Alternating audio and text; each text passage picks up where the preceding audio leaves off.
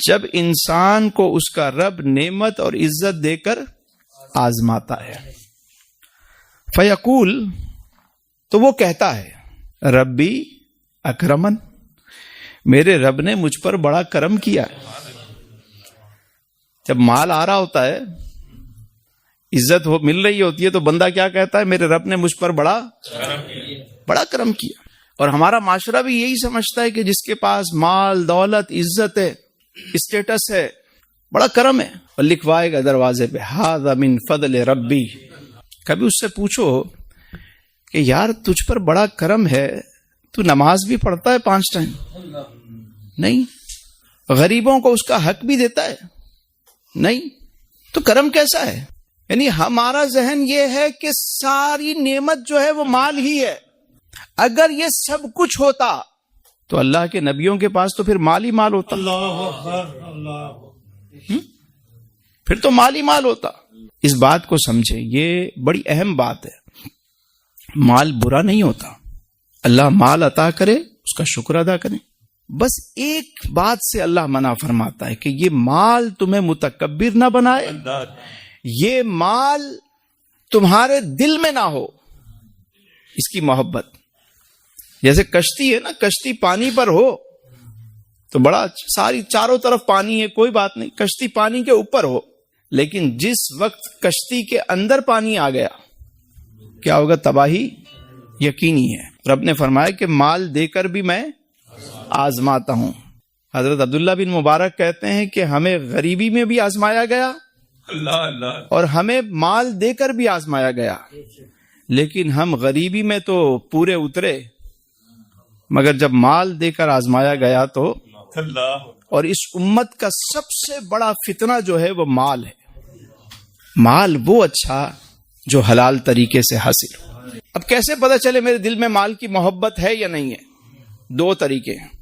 ایک طریقہ یہ ہے کہ جتنا تمہیں حاصل کر کے خوشی ہوتی ہے نا، اتنی ہی خوشی اس کی راہ میں تقسیم کر کے ہو،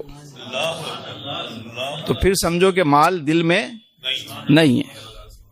پہلی بات تو یہ ہو گئی. دوسری بات بڑی اہم ہے کہ ایک جگہ تمہیں 10,000 روپے مل رہے ہیں حلال طریقے سے، اور دوسری طرف تمہیں حرام سے 10 لاکھ روپے مل رہے ہیں. اب یہاں پتا چلے گا کہ تمہیں مال سے محبت ہے یا نہیں ہے. اگر تم وہ 10 لاکھ کیا وہ 10 کروڑ بھی ہوں، تم اس کو چھوڑ دو اور حلال کے 10,000 لے لو، تو اس کا مطلب کیا ہوا؟ تمہارے دل میں مال کی محبت نہیں. تمہارے دل میں رب کا احترام، رب کی الفت زیادہ ہے. مال کی محبت دل میں رکھنی ہے یا آمنہ کے لال کی محبت دل میں رکھنی ہے؟ فیصلہ آپ نے کرنا ہے. اور پھر اللہ نے فرمایا وَأَمَّا إِذَا مَبْتَلَاهُ فَقَدَرَ عَلَيْهِ رِزْقًا، اور جب وہ اسے رزق کی تنگی سے آزماتا ہے، فیقول، تو وہ کہتا ہے ربی اہانن، ہائے میرے رب نے مجھے ذلیل کر دیا. میٹھا میٹھا ہپ ہپ، کڑوا کڑوا تھو تھو. تو بھائی جس نے مال دیا اس نے مال لے بھی لیا. کبھی وہ مال دے کر آزماتا ہے، کبھی مال لے کر آزماتا ہے. اسی لیے تو ہم کہتے ہیں کہ امیری میں بھی اللہ، غریبی میں بھی اللہ، خوشحالی میں بھی اللہ، تنگ دستی میں بھی اللہ، بس اللہ ہی اللہ، ہر حال میں اللہ ہی اللہ. جو دے اس کا بھی بھلا، جو نہ دے اس کا بھی بھلا، سب کی خیر تے سب کا بھلا، اللہ ہی اللہ. یہ ہے وہ فقیری کی لائن، اور یہ قرآن بتا رہا ہے ہمیں.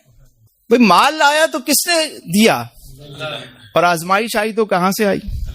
جب ہم یہ پڑھتے ہیں وَالْقَدْرِ خَيْرِهِ وَشَرِّهِ مِنَ اللَّهِ تَعَالَى، چیک کریں کسی نے کچھ کر تو نہیں دیا. تم نے کبھی قرآن کھول کے پڑھا کہ ہوتا کیا ہے؟ ایک بات میں آپ کو بتاؤں، آگے اس کی تفصیل آ رہی ہے. اگر کوئی چاہتا ہے اس کا زندگی میں کبھی مال ختم نہ ہو، 2 طریقے ہیں اس کی نسلوں میں، جب تک وہ اس پہ عمل کرتے رہیں گے کبھی مال کم نہیں ہوگا. سبحان اللہ. وہ 2 طریقے کیا ہیں؟ ایک اس کا شکر ادا کرتے رہیں، دوسرا اس کی راہ میں تقسیم کرتے رہیں.